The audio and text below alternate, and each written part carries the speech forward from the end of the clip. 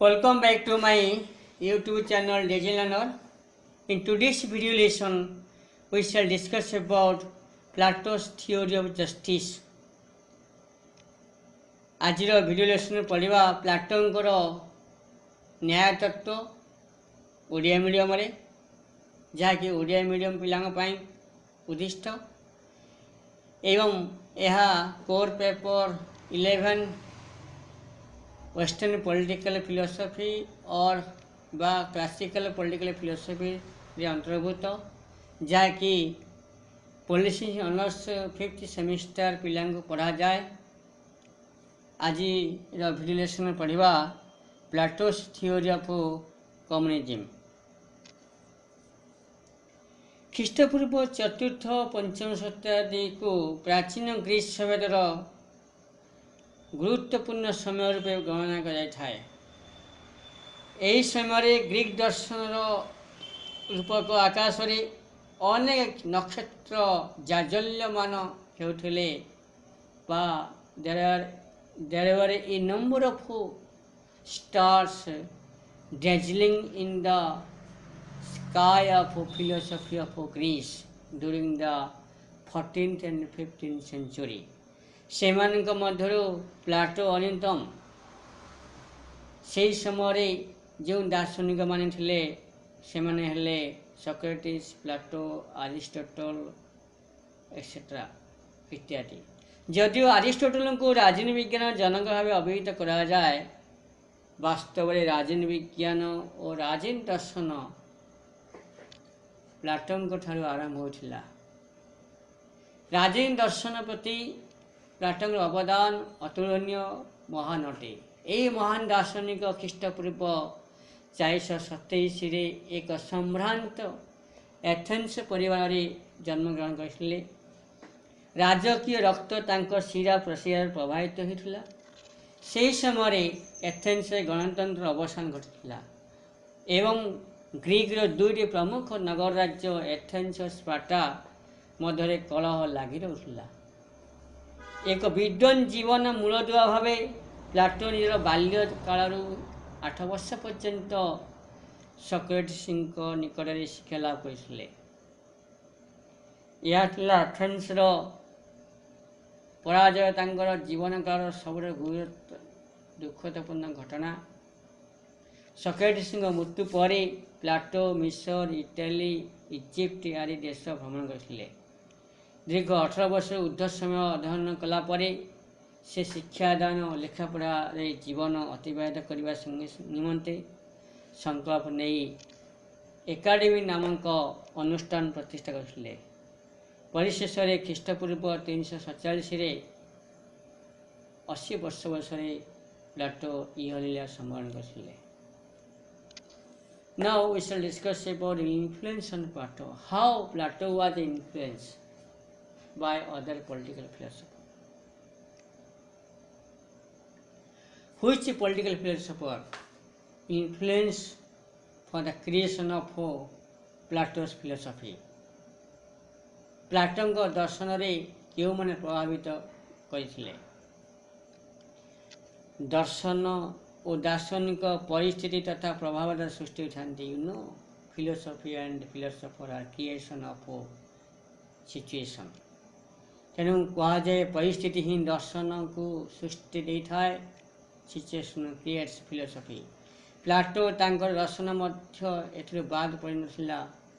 प्लाटों Socrates सहित भेट तांकर जीवन में एक नूतन मोड़ तथा दिग्दर्शन आनी।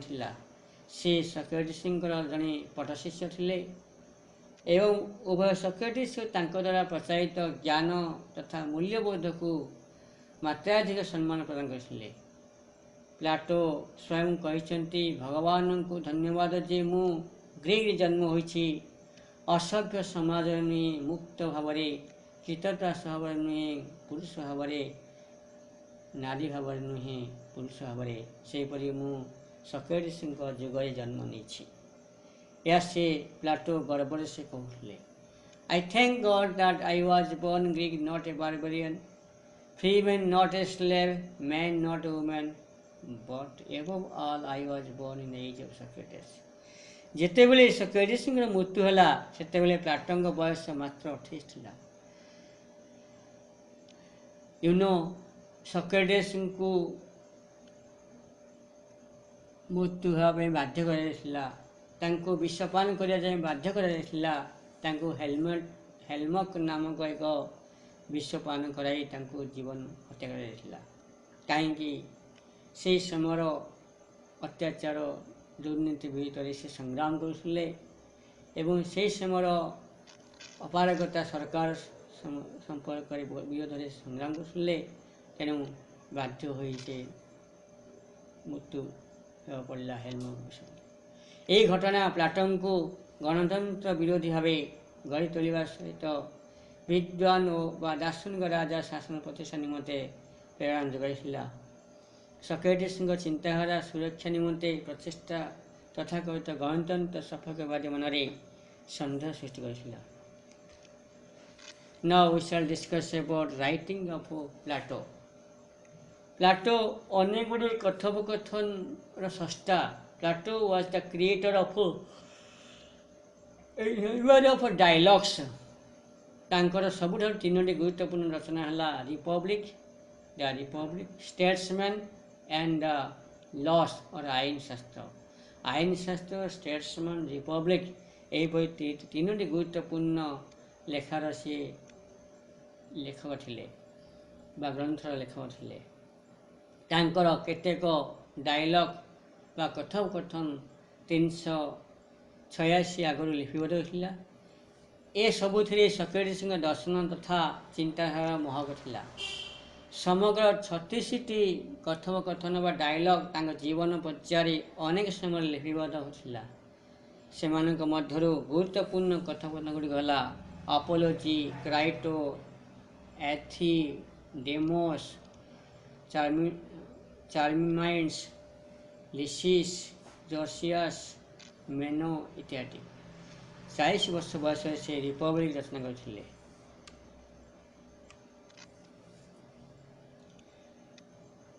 ତାପରେ ଦେଖିବା ପ୍ଲାଟୋସ୍ ଥିଓରି ଅଫ୍ ଜଷ୍ଟିସ୍। ପ୍ଲାଟୋଙ୍କ ନ୍ୟାୟ ତତ୍ତ୍ୱ ବର୍ତ୍ତମାନ ପଢ଼ିବା। ପ୍ଲାଟୋଙ୍କ ସମଗ୍ର ରଚନାବଳୀ ମଧ୍ୟରେ ରିପବ୍ଲିକ୍ର ସ୍ଥାନ ସ୍ୱତନ୍ତ୍ର ଅଟେ। So, among all the writings of Plato, Republic plays an important place, occupy important place. ନ୍ୟାୟକୁ ଅତ୍ୟନ୍ତ ଗୁରୁତ୍ୱ ଦେଉଥିବା ଏହି ମହାନ ଦାର୍ଶନିକ ନିଜ ପ୍ରସିଦ୍ଧ ପୁସ୍ତକ ଉପଶିରୋନାମା ନ୍ୟାୟ ସମ୍ପର୍କିତ ସବ୍ ଟାଇଟଲ୍ କନସର୍ନିଂ ଜଷ୍ଟିସ୍ ବୋଲି ବର୍ଣ୍ଣନା କରିଛନ୍ତି। ବାସ୍ତବରେ ନ୍ୟାୟ ତତ୍ତ୍ୱକୁ ଗୁରୁତ୍ୱ ଦେବା ତାଙ୍କର ରିପବ୍ଲିକ୍ର ମୌଳିକ ବିଷୟ ଅଟେ। ନ୍ୟାୟର ପ୍ରକୃତି ଓ ପ୍ରତିଷ୍ଠା ସମ୍ପର୍କରେ ପ୍ଲାଟୋ ରିପବ୍ଲିକ୍ରେ ମୁଖ୍ୟତଃ ଆଲୋଚନା କରିଛନ୍ତି। ତେଣୁ ବାର୍କର ମତବ୍ୟକ୍ତ କରିଛନ୍ତି ଯେ ନ୍ୟାୟ ହେଉଛି ପ୍ଲାଟୋଙ୍କ ଦର୍ଶନର କେନ୍ଦ୍ରବିନ୍ଦୁ ଓ ଆଲୋଚନାର ମୁଖ୍ୟ ବିଷୟବସ୍ତୁ। Justice is the central point and hinge of Plato's philosophy. ନ୍ୟାୟ ତତ୍ତ୍ୱର ପୁଙ୍ଖାନୁପୁଙ୍ଖ ଆଲୋଚନା କରି ପ୍ଲାଟୋ ପୂର୍ବ ପ୍ରଚଳିତ ନିୟମଗୁଡ଼ିକୁ ଉପେକ୍ଷା କରିବା ସହିତ ନିଜସ୍ୱ ମତାମତ ଦ୍ୱାରା ନିଜସ୍ୱ ପନ୍ଥା ଆବିଷ୍କାର କରିଛନ୍ତି। ପ୍ଲାଟୋଙ୍କ ନ୍ୟାୟ ତତ୍ତ୍ୱ ସମ୍ପୂର୍ଣ୍ଣ ବୁଝିବାକୁ ହେଲେ ପୂର୍ବ ପ୍ରଚଳିତ ତତ୍ତ୍ୱଗୁଡ଼ିକୁ ଆଲୋଚନା କରିବା ଆବଶ୍ୟକ। ପ୍ଲାଟୋଙ୍କ ଚିନ୍ତାଧାରା ସହିତ ପ୍ରାଚୀନ ଚିନ୍ତାଧାରା କେଉଁ ଭାବଗତ ସାମଞ୍ଜସ୍ୟ ରହିଛି ତାହା ତାଙ୍କର ପାରମ୍ପରିକ ନ୍ୟାୟ ତତ୍ତ୍ୱଗୁଡ଼ିକୁ ଆଲୋଚନା କଲେ ଜଣାପଡ଼େ। Justice during predecessor of Plato. What justice prevailed before Plato. ପ୍ଲାଟୋଙ୍କ ପୂର୍ବରୁ ବା ପ୍ଲାଟୋଙ୍କ ସମୟରେ ପ୍ରଚଳିତ ନ୍ୟାୟ ବ୍ୟବସ୍ଥା କ'ଣ ଥିଲା ସେ ବିଷୟରେ ଆଲୋଚନା କରିବା। ପ୍ରଥମ ହେଉଛି ପାରମ୍ପରିକ ତତ୍ତ୍ୱ ବା ଟ୍ରାଡିସନାଲ ଥିଓରି। ପାରମ୍ପରିକ ତତ୍ତ୍ୱର ପ୍ରବକ୍ତାମାନେ ସତ୍ୟ ଉପରେ ପ୍ରାଧାନ୍ୟ ଦେବା ସହିତ ଯାହାର ଯାହା ପ୍ରାପ୍ୟ ତାକୁ ତଦନୁସାରେ ସମ୍ମାନ ଦେବା ପାଇଁ ମତବ୍ୟକ୍ତ କରିଥିଲେ। ନ୍ୟାୟ ବାସ୍ତବ କ୍ଷେତ୍ରରେ ବନ୍ଧୁମାନଙ୍କ ପାଇଁ ଭଲ କରିବା ସମୟରେ ଶତ୍ରୁମାନଙ୍କ ପାଇଁ କ୍ଷତି ପହଞ୍ଚାଇବା ଦରକାର। ଏହି ତତ୍ତ୍ୱର ମୁଖ୍ୟ ପ୍ରବର୍ତ୍ତକ ଥିଲେ ସେଫାଲସ୍ ଓ ତାଙ୍କ ପୁଅ ପଲିମାର୍କସ୍। କିନ୍ତୁ ପ୍ଲାଟୋ ଏହି ତତ୍ତ୍ୱକୁ ସମ୍ପୂର୍ଣ୍ଣ ଉପେକ୍ଷା କରିବା ସହିତ ନୂତନ ନ୍ୟାୟ ତତ୍ତ୍ୱ ଉପସ୍ଥାପନ କରିଛନ୍ତି। ସେ କହିଛନ୍ତି ଯେ ନ୍ୟାୟ ଅର୍ଥ ହେଉଛି ଯାହାକୁ କ୍ଷତି ନ ପହଞ୍ଚାଇ ସମସ୍ତଙ୍କ ମଙ୍ଗଳ ସାଧନ କରିବା। କୌଣସି ଗୋଟିଏ ବ୍ୟକ୍ତିକୁ ଅସୁବିଧାରେ ପକାଇବାର ଅର୍ଥ ନୈତିକତାରୁ ଉଲ୍ଲଂଘନ କରିବା। ନ୍ୟାୟ ଗୋଟିଏ ବ୍ୟକ୍ତିଠାରୁ ଆଉ ଗୋଟିଏ ବ୍ୟକ୍ତି ପର୍ଯ୍ୟନ୍ତ ଭିନ୍ନ ଭିନ୍ନ ଭାବରେ ବିଚାର କରାଯାଇ ନ ଯାଇ ସମସ୍ତଙ୍କ ପାଇଁ ସମାନ ହେବା ଉଚିତ ବୋଲି ପ୍ଲାଟୋ ମତବ୍ୟକ୍ତ କରିଥିଲେ। ଏଥିସହିତ କୌଣସି ସମୟରେ ମଧ୍ୟ ନ୍ୟାୟର ଅପବ୍ୟବହାର ହେବା ଉଚିତ ନୁହେଁ। ଦ୍ୱିତୀୟ ତାଙ୍କର ପାରମ୍ପରିକ ତତ୍ତ୍ୱ, ତାଙ୍କ ସମୟରେ ପ୍ରଚଳିତ ଅନ୍ୟ ଗୋଟିଏ ତତ୍ତ୍ୱ ହେଲା ପରିବର୍ତ୍ତନୀୟ ତତ୍ତ୍ୱ ବା ରେଡିକାଲ ଥିଓରି। ଥ୍ରାସିମାଚସ୍ ଏହି ସିଦ୍ଧାନ୍ତର ମୁଖ୍ୟ ପୃଷ୍ଠପୋଷକ ଥିଲେ। ଏହି ତତ୍ତ୍ୱ ଅନୁସାରେ ଶକ୍ତିଶାଳୀ ଲୋକ ହାତରେ ନ୍ୟାୟଦଣ୍ଡ ରହିବା ଦରକାର। ଜୋର୍ଜ ମୁଲତାର ମାଇଟ୍ ଇଜ୍ ରାଇଟ୍ ନୀତିକୁ ଗ୍ରହଣ କରି ଏହାର ପ୍ରବର୍ତ୍ତକମାନେ କହିଛନ୍ତି ଯେ ସବଳ ହାତରେ କ୍ଷମତା ସରକାର ରହିବା ସଙ୍ଗେ ସଙ୍ଗେ ଶାସକ ଗୋଷ୍ଠୀ ନିଜ ସ୍ୱାର୍ଥ ଓ ଇଚ୍ଛା ଅନୁସାରେ ଆଇନ ତିଆରି କରି ଶାସିତମାନଙ୍କୁ ଉପେକ୍ଷା କରିବା ଦରକାର। ପ୍ଲାଟୋ ଏ ପ୍ରକାର ନ୍ୟାୟିକ ବ୍ୟାଖ୍ୟାକୁ ସମ୍ପୂର୍ଣ୍ଣ ଅଗ୍ରାହ୍ୟ କରିଦେବା ସହିତ ଶାସକକୁ ଜଣେ ନିଃସ୍ୱାର୍ଥ ଶାସିତ ପାଇଁ ଜଣେ ସେବକ ଭାବେ ଯୁକ୍ତି ଉପସ୍ଥାପନ କରିଛନ୍ତି। ଅନ୍ୟାୟ ଅପେକ୍ଷା ନ୍ୟାୟ ଉତ୍ତମ ଅଟେ, କାରଣ ଠିକ୍ କରୁଥିବା ଲୋକ ଜ୍ଞାନୀ, ବଳବାନ, ସୁଖୀ ହେବା ସହିତ ନିଜର ପରିସୀମା ସମ୍ପର୍କରେ ସଚେତନ ଥାଏ। ଗୋଟିଏ ଜ୍ଞାନୀ ବ୍ୟକ୍ତି ନିଜ ପରିସୀମା ଭିତରେ କାର୍ଯ୍ୟ କରିବା ସହିତ ତାକୁ ଦିଆଯାଉଥିବା ନିର୍ଦ୍ଦିଷ୍ଟ କାର୍ଯ୍ୟକୁ ଠିକ୍ ଭାବେ ସମୟରେ କରିଥାଏ। ନେକ୍ସଟ ହେଉଛି ବାସ୍ତବବାଦୀ ତତ୍ତ୍ୱ ବା ପ୍ରାଗ୍ମାଟିକ୍ ଥିଓରି। ବାସ୍ତବବାଦୀ ତତ୍ତ୍ୱର ପ୍ରବକ୍ତା ହେଉଛନ୍ତି ଗ୍ଲାଉକନ୍। ସେ ନ୍ୟାୟକୁ ଏକ କୃତ୍ରିମ ସୃଷ୍ଟି ଭାବେ ଅଭିହିତ କରିବା ସହିତ ସାମାଜିକ ପରମ୍ପରା ଏକ ସୃଷ୍ଟି ବୋଲି କହିଛନ୍ତି। ନ୍ୟାୟକୁ ଉଭୟ ସନ୍ତାନ ଜଷ୍ଟିସ୍ ଚାଇଲ୍ଡ ଅଫ୍ ଫିୟର, ନ୍ୟାୟକୁ ଭୟର ସନ୍ତାନ justice is child of fear ରୂପ ଦେବା ସହିତ ଦୁର୍ବଳ ବ୍ୟକ୍ତିର ଆବଶ୍ୟକତା ନେସେସିଟି ଅଫ୍ ୱିକର ବୋଲି ଯୁକ୍ତି ଉପସ୍ଥାପନ କରିଛନ୍ତି। ପ୍ରାକ୍ ଐତିହାସିକ ଯୁଗରେ ନ୍ୟାୟର କୌଣସି ଚିହ୍ନ ବର୍ଣ୍ଣ ନଥିଲା ଏବଂ ପରବର୍ତ୍ତୀ ପର୍ଯ୍ୟାୟରେ ଦୁର୍ବଳ ବ୍ୟକ୍ତିମାନେ ରାଷ୍ଟ୍ର ଗଠନ ପାଇଁ ପ୍ରୟାସ କରିଥିଲେ। ପ୍ଲାଟୋ ଏ ଯେଉଁ ତିନୋଟି ନ୍ୟାୟିକ ଭାବନାକୁ ସମାଲୋଚନା କରିବା ସହିତ କହିଛନ୍ତି ନ୍ୟାୟ ଏକ ବାହ୍ୟିକ ଏକ୍ସଟର୍ନାଲ ପ୍ରକ୍ରିୟା ଅଟେ। ମଣିଷ ମନର ଅନ୍ତଃଚେତନା ନ୍ୟାୟ ଅସ୍ଥିମଜ୍ଜାଗତ ହୋଇ ରହିଛି। ପ୍ରଥା ପରମ୍ପରାକୁ ଆଧାର କରି ନ୍ୟାୟ ସୃଷ୍ଟି ହୋଇନାହିଁ। Now we shall discuss about Plato's idea on justice. Plato ଉପରୋକ୍ତ ଯେଉଁ ପୂର୍ବରୁ ଆଲୋଚନା କଲେ ତିନୋଟି ନ୍ୟାୟ ସମ୍ବନ୍ଧୀୟ ବିଚାରଧାରାକୁ ଦୃଢ଼ ଭାବେ ଖଣ୍ଡନ କରିବା ସହିତ ନିଜ ଯୁକ୍ତି ଉପସ୍ଥାପନ କରିଛନ୍ତି। ତାଙ୍କ ମତରେ ନ୍ୟାୟ ଉଭୟ ବ୍ୟକ୍ତି ଓ ସମାଜ ସ୍ତରରେ ପ୍ରତିଷ୍ଠିତ ହେବା ଉଚିତ। ନ୍ୟାୟର ପ୍ରକୃତ ବ୍ୟବସ୍ଥା ରାଷ୍ଟ୍ରୀୟ ପରିସରରେ ଅଧିକ ସୁରକ୍ଷିତ ପ୍ରଭାବିତ ହେଉଥିବାରୁ ରାଷ୍ଟ୍ର ହାତରେ ନ୍ୟାୟଦଣ୍ଡ ରହିବା ଦରକାର। ମଣିଷ ମନ ପରି ରାଷ୍ଟ୍ର ମଧ୍ୟ ତିନୋଟି ଗୁଣ ତଥା ବିବେକ, ସାହସ, ଲାଳସା ରହିଛି। So, according to Plato, the state is divided, or all the classes of the state are divided into three classes. One is the reason, second one the spirit, third one the appetite.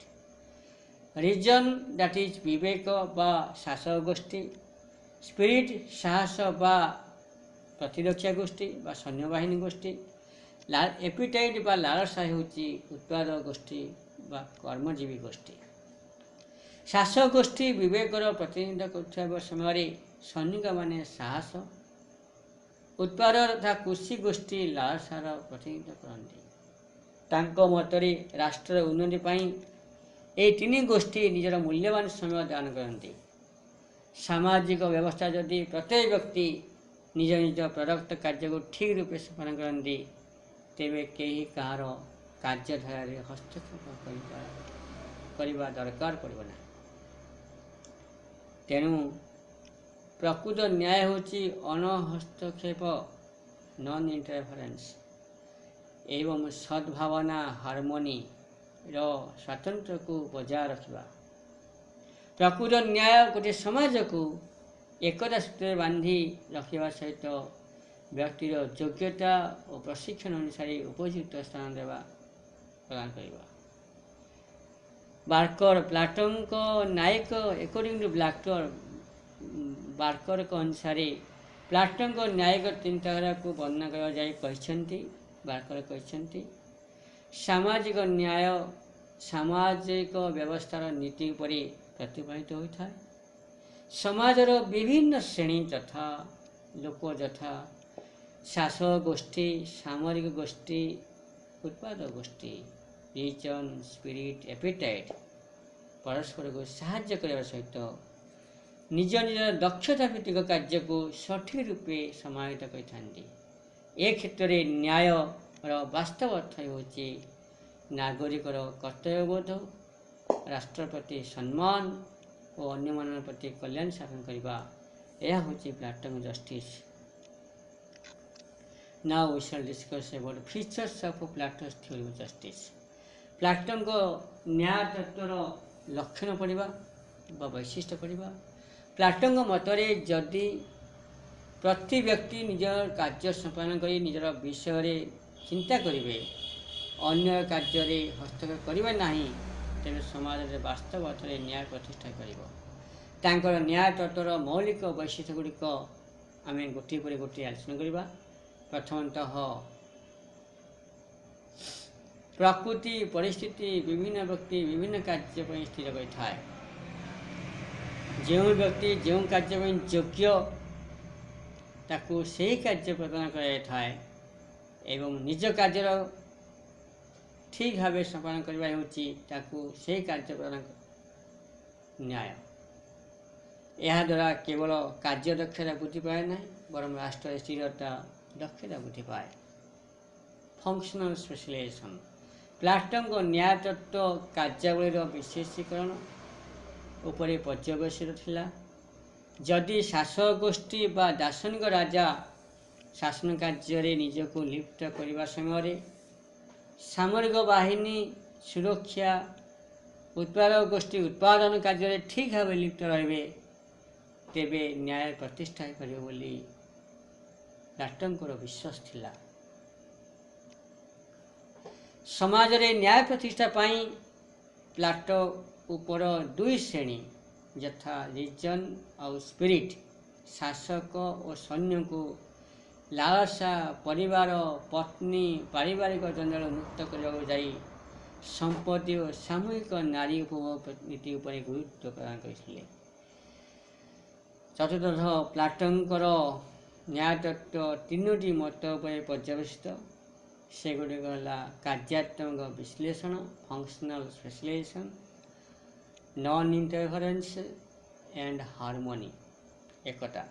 ପ୍ରତ୍ୟେକ ଶ୍ରେଣୀ ଅନ୍ୟ କାର୍ଯ୍ୟରେ ହସ୍ତକ୍ଷେପ ନ କରି ନିଜ କାର୍ଯ୍ୟ ଠିକ୍ ଭାବରେ ସମ୍ପାଦନ କଲେ ତାହା ସମାଜରେ ଏକତା ପ୍ରତିଷ୍ଠା ହେବା ସହିତ ନ୍ୟାୟ ପ୍ରତିଷ୍ଠା ଦିଗରେ ସହାୟକ ହୋଇଥାଏ। ପଞ୍ଚମତଃ ସମାଜରେ ନ୍ୟାୟ ପ୍ରତିଷ୍ଠା ନିମନ୍ତେ ତିନୋଟି ଶ୍ରେଣୀ ଯଥା ଶାସକ ରିଜନ୍, ସୈନ୍ୟ ସ୍ପିରିଟ୍, କୃଷକ ଏପିଟାଇଟ୍ ମଧ୍ୟରେ ଏକତା ପ୍ରତିଷ୍ଠା ନିହାତି ଆବଶ୍ୟକ। ଷଷ୍ଠତଃ ପ୍ଲାଟୋଙ୍କ ମତରେ ମନୁଷ୍ୟ ନୈତିକ ଜୀବନଯାପନ ପାଇଁ ନ୍ୟାୟ ଅତ୍ୟନ୍ତ ଆବଶ୍ୟକ। ବ୍ୟକ୍ତିଗତ ଯଦି ବିବେକ, ସାହସ, ଲାଳସା ଗୁଣକୁ ନିୟନ୍ତ୍ରଣ ରଖିବାରେ ଦକ୍ଷତା ରଖେ, ସେ ବ୍ୟକ୍ତିର ଉତ୍ତମ ଚରିତ୍ର ଗଠନରେ ସହାୟକ ହେବା ସହିତ ରାଷ୍ଟ୍ରରେ ନ୍ୟାୟ ପ୍ରତିଷ୍ଠାରେ ସହାୟକ ହୋଇଥାଏ। ପ୍ଲାଟୋଙ୍କ ମତରେ ବ୍ୟକ୍ତିଗତ ଦୃଷ୍ଟିକୋଣରୁ ନ୍ୟାୟ କହିଲେ ଆତ୍ମସଂଯମ ବା ସେଲ୍ଫ କଣ୍ଟ୍ରୋଲକୁ ବୁଝାଏ। ଏହାଦ୍ୱାରା ବ୍ୟକ୍ତି ନିଜର ସ୍ୱାର୍ଥକୁ ପଛରେ ପକାଇ ସମୂହ ସ୍ୱାର୍ଥ ଦିଗରେ କାର୍ଯ୍ୟ କରିଥାଏ। ସାମାଜିକ ଦୃଷ୍ଟିକୋଣରୁ ନ୍ୟାୟ କହିଲେ ପ୍ରତ୍ୟେକ ବ୍ୟକ୍ତି ନିଜ ନିଜର ଦାୟିତ୍ୱ ତୁଲାଇଥାଏ ବୁଝାଏ। Now we shall discuss criticism. ଯେ न्याय प्लाटोଙ୍କର न्याय तत्व को केतेक समालोचना करती तत्व समालोचना दूर ना नए केतेक समालोचना आलोचना करवा प्रथमतः नो लीगल सैंक्शन आईनगत समर्थन विहीन न्याय प्लाटों को न्याय व्यवस्था नैतिकता गुरुत्व देउथिले एथिरे कौनसी आईनगत तथा तथ्य व निर्देश उपस्थापन करा जाए नहीं यह नैतिकता पर पर्यवेसित यह भंग कले कौन सी दंड विधान व्यवस्था न थाए राष्ट्रीय परिचालन पूर्व घटनावली जनापड़े जे कौन सी राष्ट्र नैतिकता को भित्ति करी परिचालित हो पारिबा नहीं द्वितीयतः आधुनिक राष्ट्र पर उपयोगी नुहे not suitable for modern state प्लाटों को न्याय तत्व अनुसार प्रत्येक व्यक्ति निज कार्य ठीक भाव संपादन कले न्याय प्रतिष्ठा पारिबो यह केवल ग्रीक रे अवस्थित छोट छोट नगर राज्य मान संभव वर्तमान बृहत आयतन जनसंख्या विशिष्ट राष्ट्रगुड़िक कर्म को नहीं श्रेणी विभाजन संभव नुहे तेणु यही न्याय तत्व को केवल छोट छोट ग्रीक नगर राज्य को दृष्टि रखी प्रचार कर यह अधुना विशाल राष्ट्र मान व्यवहृत हो पार ना 1/3 ह्यूमन डेवलपमेंट एक तृतीयांश मानविक विकास न्याय तत्व को विकसित करने प्लाटो व्यक्ति चरित्र को तीनोटी भाग में विभक्त कर शासक गोष्ठी सामरिक गोष्ठी कुशल गोष्ठी निज निज कार्य मनोनिवेश करने सहित अन्य कार्य संपूर्ण उदासीन रहिबे यह द्वारा व्यक्ति केवल गोटे गुण को विकसित करता अन्य दुईटी गुण प्रति वितस्फल भाव प्रति प्रदर्शन करते तेणु व्यक्तिर सामरिक विकास न हो केवल एक तृतीयांश विकास होता है त्यापर नेक्स्ट पढ़ा असमानता इनइक्वालिटी प्लाटों को न्याय व्यवस्था प्रचलन कर जाई राष्ट्र में असमानतार मंजी विपन करछन्ति अभिभावक गोष्ठी शिक्षा ग्रहण करी शासन कार्य परिचालन कर समय समाजर निम्न श्रेणी तथा उत्पादक श्रेणी निमंते विकास कौन सी व्यवस्था नहीं यह द्वारा समाज रे न्याय व समानता प्रतिष्ठा प्रतिबद्धवारी अन्याय और असमानता प्रतिष्ठा हुए नेक्स्ट हूँ निरंकुश व ऑटोक्रेट प्लाटों को न्याय व्यवस्था संपूर्ण एकछत्रवाद व निरंकुश नीति पर प्रतिष्ठित हुई मानविकता समानता व्यक्तिवाद और स्वाधीनता नीति को अग्राह्य कर तेणु केतेक यह अगणतांत्रिक बोली अभिहित करते षष्ठतः मानविक मनोविज्ञान उल्लंघन मानविक मूल्य मनोविज्ञान उल्लंघन violation of human psychology Plato दार्शनिक शासन को शासन प्रशासन सहित ओतप्रोत भाव जड़ित कर लक्ष्य नहीं तांको परिवार और संपत्ति वंचित कर मानविक मनोविज्ञान खोलाखोली उल्लंघन किंतु वास्तव में संपत्ति परिवार अधिक प्रत्येक व्यक्तिर प्राकृतिक अधिकार